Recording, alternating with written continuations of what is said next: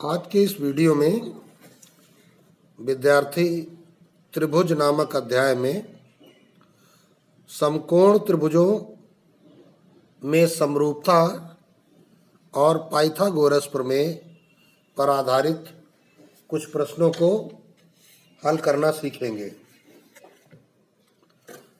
प्रश्न दिया गया है, किसी समबाहु त्रिभुज ABC की भुजा BC पर बिंदु D इस प्रकार है कि BD बराबर 1/3 BC, तो सिद्ध कीजिए 9AD स्क्वायर बराबर 7AB स्क्वायर। तो चलिए फिगर बनाते हैं। पहले समबाहु त्रिभुज का सबको पता है कि समबाहु त्रिभुज की तीनों भुजाएं बराबर होती हैं। जब आप इसे हल करेंगे, समबाहु, चूंकि समबाहु त्रिभुज ABC में नामकरण कर देते हैं ABC में। अच्छा, तो AB बराबर BC बराबर CA, ये तो सबको पता है। ये क्या है? इसका गुण है समबाहु त्रिभुज का। इसको ज्ञात नहीं लिखेंगे, गुण लिखेंगे। ठीक। और क्या बताया गया है? BD बराबर 1/3 BC, ये तुमको ज्ञात है। अब एक बात इस फिगर में तुमको ध्यान देना है, वह महत्वपूर्ण है। क्या? कि पहले तो हम चिन्हांकन करते हैं D के पोजीशन का। तो BD के बारे में बताया गया है 1/3 BC, तो BC के 3 समान टुकड़े कर दो। ये हमने 3 टुकड़े कर दिया, और इसका जो पहला टुकड़ा है यही BD है। अब अगला काम क्या करते हैं? यहां हम A से एक लंब डालते हैं, AM। ये जो हमने लंब डाला है, काहे पे डाला है? BC। AM लंब BC रचना से। ये हमने लंब स्वयं डाला, इसलिए हमको लिखते हैं रचना से। आप बच्चों ध्यान दीजिए कि जब कोई आप रचना का काम करते हैं तो उसको रचना से लिखते हैं, लेकिन यह एक समबाहु त्रिभुज है, तो यहां जो लंब डाला गया है वो क्या करेगा? इन दो सर्वांगसम त्रिभुजों में इसको बांट देगा। कैसे? सर्वांगसमता देख सकते हो कि AB और AC तो आपस में बराबर हैं, और ये समकोण और ये समकोण है, और ये उभयनिष्ठ है। तो समकोण कर्ण भुजा नियम से दोनों सर्वांगसम हो जाते हैं। या फिर ये भी कह सकते हो कि समबाहु त्रिभुज में शीर्ष लंब आधार को समद्विभाजित करता है। यही बात हम लिखेंगे, चूंकि समबाहु त्रिभुज में शीर्ष लंब आधार को समद्विभाजित करता है। अब जब समद्विभाजित करता है, इसका मतलब क्या हो जाएगा? BM बराबर CM, या इसको कह सकते हो BC/2। BM को क्या कह सकते हो? BC/2 कह सकते हो।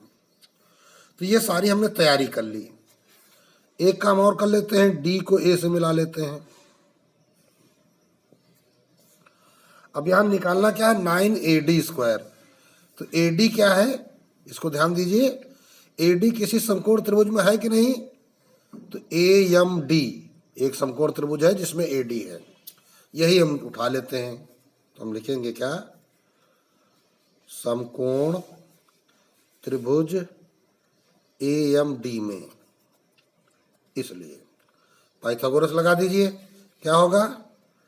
AD कर्ण है, AD स्क्वायर बराबर लंब AM स्क्वायर प्लस आधार डी एम स्क्वायर।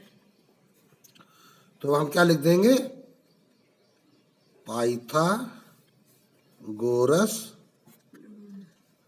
प्रमेय से। आगे बढ़िए। अब जो तुम्हारा एम है, ध्यान दीजिए, ये रहा एम। ठीक, एम को अब देखो, ए एम बी एक समकोण त्रिभुज है, तो ए एम बी में जो ए एम स्क्वायर है, लंब स्क्वायर, ये इसके रूप में कन्वर्ट कर दीजिए। तो अब ए एम क्या हो जाएगा, ए एम स्क्वायर बराबर A B square minus B M square.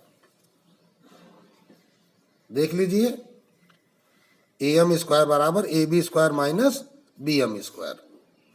तो अब लिख देंगे ए एम स्क्वायर को क्या, A B square minus B M square plus, अब देखिए अभी यहां बचा हुआ है कि डीएम, तो अब यहां पे डीएम की वैल्यू हमको निकालनी चाहिए, ये डीएम की वैल्यू। तो डीएम जो है, डीएम को क्या कह सकते हो तुम, बीएम माइनस बीडी। क्या कह सकते हो, बीएम माइनस बीडी का होल स्क्वायर। ठीक है ना। तो बराबर, अब सही ढंग से लिख लेते हैं, ए डी स्क्वायर बराबर, चूंकि इधर का कार्य लंबा हो रहा है ना, तो A B square minus B M. अब देखो ये बी एम बराबर क्या है, बी सी बटा 2। तो क्या हो जाएगा, स्क्वायर लगा है तो बी सी स्क्वायर बटे 4। ठीक, प्लस इसका स्क्वायर खोलो, या इसके अंदर ही वैल्यू पहले रख दो, बी एम, बी एम क्या ये रहा, बी सी बटा 2 minus B D, B D देखो ऊपर, बी डी बराबर 1/3 बी सी, बी सी बटा 3 का होल स्क्वायर। अब मेन काम इस प्रश्न में केवल सरलीकरण है, सरलीकरण से ही आपका प्रश्न हल हो जाना है। तो अब देखिए, A B square minus B C, शुरुआत में चले जाते हैं, ए बी बराबर बी सी बराबर सी है, तो बी सी तुम्हारा ए बी के बराबर है, ए बी स्क्वायर बटे 4 प्लस, यहाँ लघुत्तम ले लो, 3 2 का लघुत्तम 6, तो 2 3 6, 3 बी सी माइनस 3 दूनी 6, 2 बी सी का स्क्वायर। तो 3 बी सी में 2 बी सी चला गया तो 1 बी सी, तो बी सी स्क्वायर बटे 6 का स्क्वायर 36 प्लस इधर माइनस ए बी स्क्वायर बटे 4, इधर ए बी स्क्वायर, ये बराबर। अब पूरे में लघुत्तम ले लिया हमने 36, तो तिरछा गुणा हो जाएगा, 36 ए बी स्क्वायर माइनस 4 9 या 36, 9 ए बी स्क्वायर प्लस ये बी सी स्क्वायर वही रहेगा, तो बी सी का एक बराबर है ए बी के, तो ये भी बन जाएगा ए बी स्क्वायर।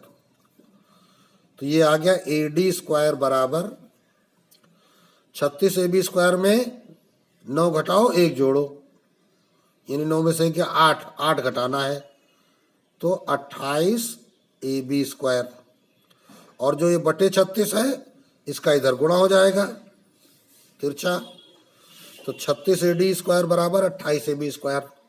अब इसमें देखो 4 का भाग चला जाएगा, तो 9 ए डी स्क्वायर बराबर 4 सत्ते 28, 7 ए बी स्क्वायर, और यही तुम्हें सिद्ध करना था, यहाँ पे 4 का भाग लगाने पर। तो इस प्रकार यह प्रश्न आपका प्रूव्ड हो गया। 9 ए डी स्क्वायर बराबर 7 ए बी स्क्वायर, ये तुम्हारा प्रूव्ड हो गया।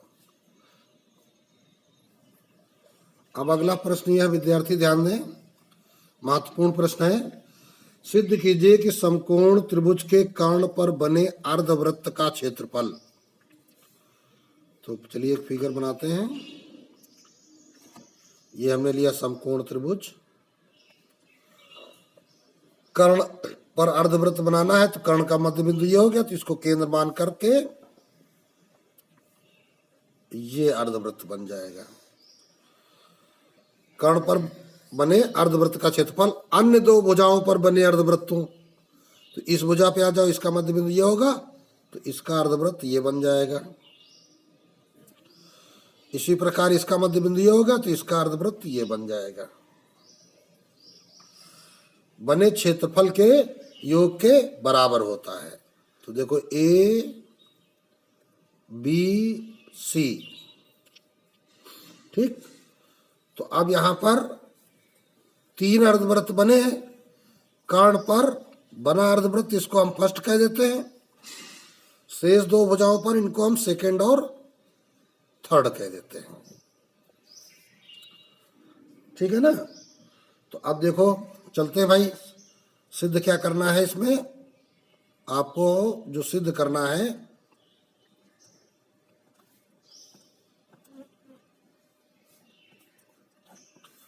ये जो कर्ण है इस पर जो अर्धवृत्त बना है, तो क्या लिखेंगे, अर्धवृत्त फर्स्ट का क्षेत्रफल बराबर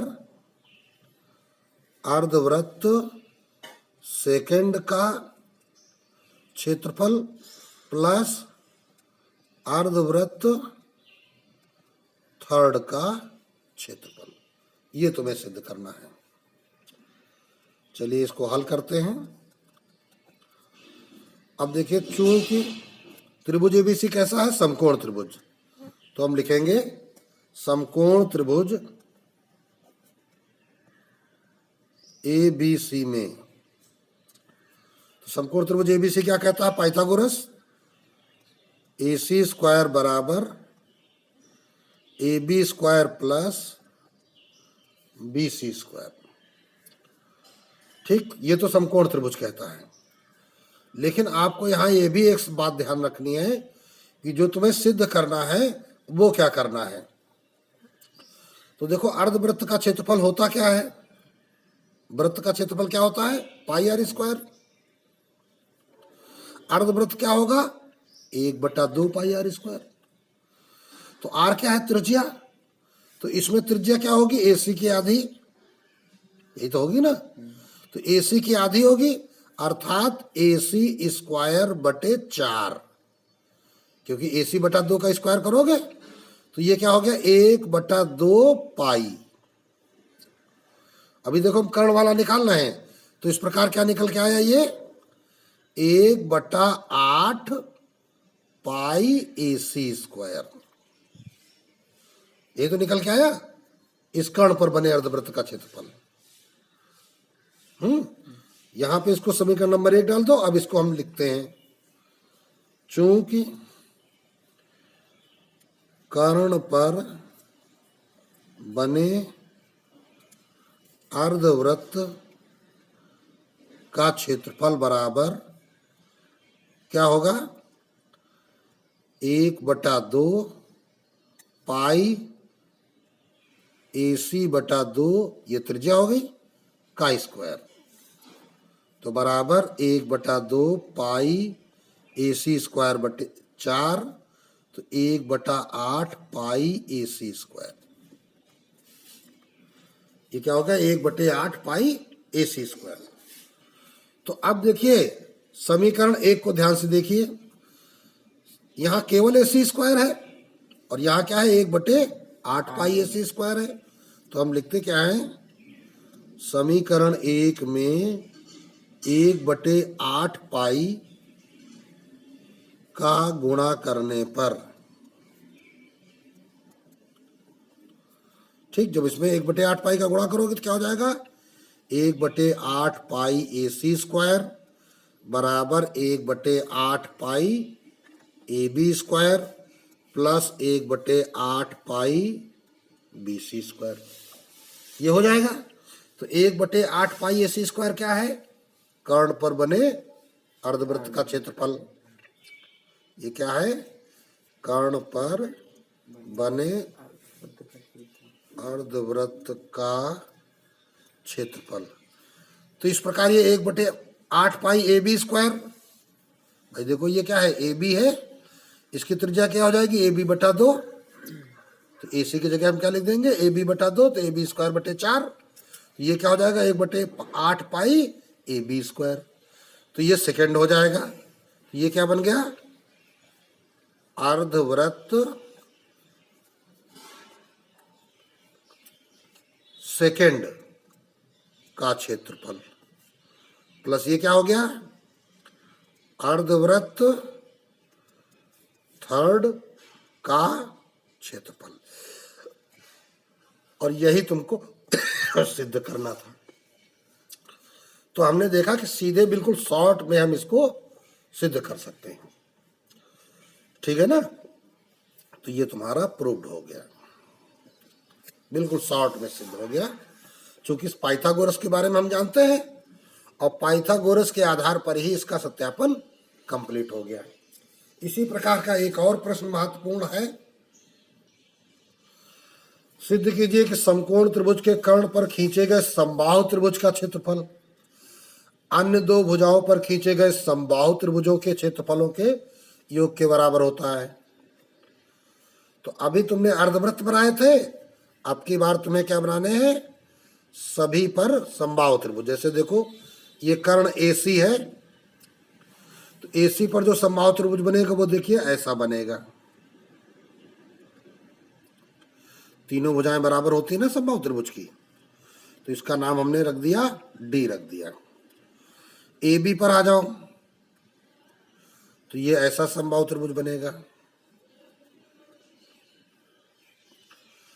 ये हमने E रख दिया। BC पर आ जाओ, तो ये ऐसा समबाहु त्रिभुज बनेगा, F बनेगा।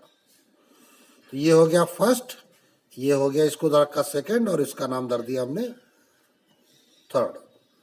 तो जब इसको आप हल करोगे तो देखते हैं भाई, चूंकि अब पहले हम क्या लिखेंगे, समबाहु त्रिभुज ACD का क्षेत्रफल। समबाहु त्रिभुज के क्षेत्रफल का सूत्र क्या होता है, √3/4 भुजा स्क्वायर। तो भुजा इसकी क्या है, AC स्क्वायर। तो इसी प्रकार त्रिभुज ABE, ये भी समबाहु त्रिभुज है, का क्षेत्रफल क्या हो जाएगा, √3/4 AB स्क्वायर। और त्रिभुज BCF का क्षेत्रफल √3/4 BC स्क्वायर, ठीक है ना। तो अब देखिए क्या करेंगे हम, चूंकि त्रिभुज ABC कैसा है, समकोण है, अतः पाइथागोरस प्रमेय से हम क्या कह सकते हैं, कर्ण AC स्क्वायर बराबर लंब AC स्क्वायर प्लस आधार BC स्क्वायर। अब हम क्या करेंगे, जैसे पिछली बार कुछ गुणा किया था हमने दोनों पक्षों में, तो यहां हम देखो √3/4 का गुणा कर दें, तो लिखेंगे दोनों पक्षों में √3/4 का गुणा करने पर। तो जैसे √3/4 का गुणा करेंगे तो √3/4 AC स्क्वायर बराबर √3/4 AB square plus √3/4 BC square. अब √3/4 AC स्क्वायर क्या है, तो अब ये है तुम्हारा एरिया ऑफ त्रिभुज ACD बराबर ये क्या है, एरिया ऑफ त्रिभुज ABFE, और ये क्या है, एरिया ऑफ त्रिभुज BCF। यही तुमको सिद्ध करना था। तो ये हो गया प्रूव्ड, कंप्लीट हो गया ये तुम्हारा प्रश्न। अब आते हैं अगले प्रश्न पर। संलग्न आकृति में OBDE का लंब समद्विभाजक है। तो देखिए कहाँ है, OB ये जो DE है का लंब समद्विभाजक है। देखिए लंब है और समद्विभाजक का मतलब क्या हो गया कि ये जो BD है वो BE के बराबर है। तो यहीं से हल स्टार्ट करेंगे। चूंकि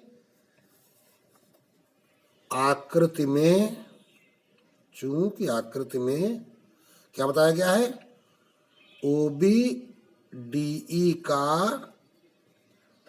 लंब समद्विभाजक है, तो इसलिए निष्कर्ष क्या निकल आएगा, BD बराबर BE, ये निष्कर्ष निकल आएगा। और क्या बताया गया है, FA लंब OB, FA लंब OB तथा FA लंब OB। तो देखो FAO क्या होगा, समकोण त्रिभुज होगा, ठीक है ना। इसलिए FAO समकोण त्रिभुज होगा, ठीक। और यहां पर भी क्या हो जाएगा, BDE के बराबर होगा और DBO समकोण त्रिभुज होगा। यहां त्रिभुज का निशान लगा लेना चाहिए साथ में। तो एक DBO और एक FAO, ये दोनों क्या हो गए, समकोण त्रिभुज हो गए। अब ध्यान दो, इन दोनों समकोण त्रिभुजों में एक ये वाला और एक ये वाला, O कोण क्या है, उभयनिष्ठ है, और ये दोनों क्या है, लंब है। अर्थात दोनों समकोण त्रिभुज में क्या निष्कर्ष हमको मिल रहा है कि दोनों क्या हो जा रहे हैं, समरूप हो जा रहे हैं, ठीक है ना। ये दोनों तुम्हारे समरूप हो जा रहे हैं। तो अब लिखेंगे क्या, इसलिए त्रिभुज DBO तथा त्रिभुज FAO में क्या है, कोण O उभयनिष्ठ है, और क्या है, कोण DBO बराबर कोण FAO बराबर 90 अंश लंब बताए गए थे। तो इसलिए क्या हो जाएगा, कोण कोण समरूपता, तीसरा कोण भी अपने आप बराबर हो जाएगा, समरूपता से क्या हो जाएगा, त्रिभुज DBO समरूप त्रिभुज FAO, ये दोनों हो जाएंगे समरूप। तो जब ये समरूप हो जाएंगे तो इसका मतलब क्या हो जाएगा हमारा, OB पहले त्रिभुज का, DBO लिया था ना, DBO OB पहले त्रिभुज का बटे OE छोटे वाले त्रिभुज का, OB बटा OA, ठीक। फिगर में ध्यान दीजिए, OB और पहले त्रिभुज का, OA दूसरे त्रिभुज का। फिर आ जाओ इसमें, AF दूसरे त्रिभुज में है और BD पहले त्रिभुज में है, तो BD बटा AF, तो बराबर क्या हो जाएगा, BD बटा AF। ये समीकरण नंबर 1 डाल लेते हैं, एक संबंध आ गया। और एक बात बताई गई थी, तथा FE कहाँ फिगर में देखो, ये रहा FE रेखाखंड OB को C पर काटता है, OB को C पर काटता है, ये C बिंदु कहाँ है, OB पर स्थित है। तो लिखेंगे क्या, चूंकि FE OB को C पर काटता है, तो इसका मतलब क्या हो जाएगा, अब ये दोनों त्रिभुज ले लो, ये वाला और ये वाला, त्रिभुज FAC और त्रिभुज EBC में, त्रिभुज FAC तथा त्रिभुज EBC में कौन कौन सा लिया, देखिए FAC और EBC। देखो भाई ध्यान से, ये दोनों कोण बराबर शीर्षाभिमुख नियम थे, और ये दोनों कोण बराबर लंब होने के कारण, तो ये दोनों भी क्या हो जाएंगे, समरूप हो जाएंगे। तो लिख देते हैं यही बात, कोण FCA बराबर कोण ECB, शीर्षाभिमुख कोण है, शीर्षाभिमुख मुख कोण है। दूसरी बात हमने क्या कहा था, कोण FAC बराबर कोण EBC, ये दोनों 90 अंश हैं, समकोण हैं। तो अतः कोण कोण समरूपता से सत्यापन क्या हो गया, त्रिभुज FAC समरूप त्रिभुज EBC, ये दोनों हो गए समरूप। तो अब इसमें देखो संबंध क्या बनेगा, AC बटा AC FAC का और बटा BC इसका। तो AC बटा BC बराबर FA बटा BE, AC बटा BC बराबर FA बटा BE। और शुरुआत में हमने देखा था, कहा गया था ये लंब समुद्भाजक है, तो BD बराबर BE, ये है ना। तो अब हम क्या करेंगे, BE को क्या कह सकते हैं, ये जो BE लिखा है तो FA बटा BD हो जाएगा। यहाँ कार लिख देंगे, चूंकि BE बराबर BD, तो AC बटा BC। अब ध्यान दीजिए, फिर इसके बाद क्या होगा, AC बटा BC आ गया, FA बटा BD। समीकरण 1 में आइए, ये समीकरण 2 है। समीकरण 1 में क्या है, BD बटा AF है। तो देखो भाई, ये BD बटा AF है और ये BD बटा AF उल्टा होगा। चलो इसको व्युत्क्रम कर दो पहले। तो BC बटा AC बराबर BD बटा AF, क्या कर दिया हमने, व्युत्क्रम करने पर। अब ये समीकरण नंबर 2 डालेंगे। चलिए, अब 2 समीकरण हो गया। अब क्या करेंगे, अब समीकरण 1 और 2 को ध्यान से देखिए। ये समीकरण 1 है, BD बटा AF बराबर OB बटा OA, और ये समीकरण 2 है। तो हम लिखेंगे क्या, समीकरण 1 व 2 से तो दाहिने पक्ष बराबर है, तो बाएं पक्ष भी बराबर हो जाएंगे। क्या हो जाएगा, OB बटा OA बराबर BC बटा AC। ठीक, अब आपको देखिए क्या ध्यान देना है, हम आते हैं उसी जगह फिगर पे, इसको ही हल करना है। देखिए भाई, सिद्ध क्या करना था, 1/OA प्लस 1/OB बराबर 2/OC। OA OB OC यानी सारा कुछ O पर आधारित है। तो इस BC को देखो हम क्या कहेंगे, इस BC को O में तोड़िए, तो BC को हम क्या कह सकते हैं, OB माइनस OC। BC को क्या कह सकते हैं, OB माइनस OC बटे AC। इस AC को ध्यान दो जरा, इसको क्या कहेंगे, OC minus OA, OC minus OA, OB बटा OA। अब सारा कुछ देखो O के फॉर्म में आ गया। अब इसी को हमको सरल करना है। चलिए ध्यान दीजिए, अब जब इसी को सरल करना है तो तिरछा गुणा कर लेते हैं।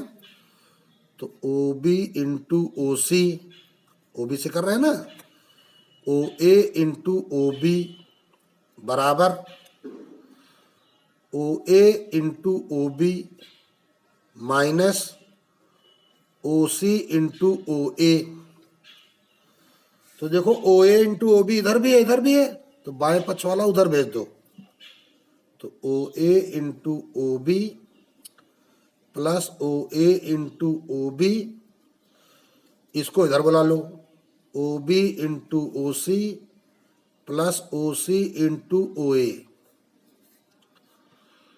ठीक, इतनी बात समझ आ गई। ये क्या बन गया, 2OA into OB, 2OA into OB। हमेशा ध्यान रखना चाहिए कि ज्यामिति में OA का मतलब एक चर, OB का मतलब एक चर, क्योंकि ये किसी एक भुजा की माप दर्शा रहे हैं। ये O और A अलग अलग नहीं होते हैं। अब एक काम करना है इसमें, जब ऐसी स्थिति आ जाती है तो ओ ए ओ बी ओ सी गुणनफल के रूप में भाग लगा देते हैं। लिख देंगे हम क्या, O A into O B into O C से भाग लगाने पर। तो जब आप भाग लगाएंगे तो देखिए क्या होगा, यहां आ जाओ, ओ बी इंटू ओ सी बटे O A into O B into O C plus O C into O A बटे O A into O B into O C बराबर 2OA इंटू ओ बी बटे O A into O B into O C. अब देखो O B से O B कटा, ओ ए से ओ ए कटा, ओ ए से ओ ए कटा, ओ सी से ओ सी कटा, ओ बी से ओ बी कटा, ओ सी से ओ सी कटा। तो आया क्या तुम्हारे पास, 1/ओ ए सॉरी प्लस 1/ओ बी बराबर 2/ओ सी।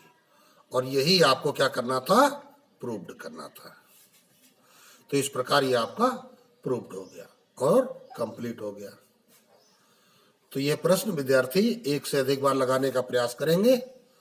इस वीडियो में जितने भी प्रश्न लगाए गए हैं उनको आप कई बार लगाने का जब प्रयास करेंगे तो आपके समझ में भी आएगा और इस प्रकार के सवालों को लगाने की क्षमता भी आएगी।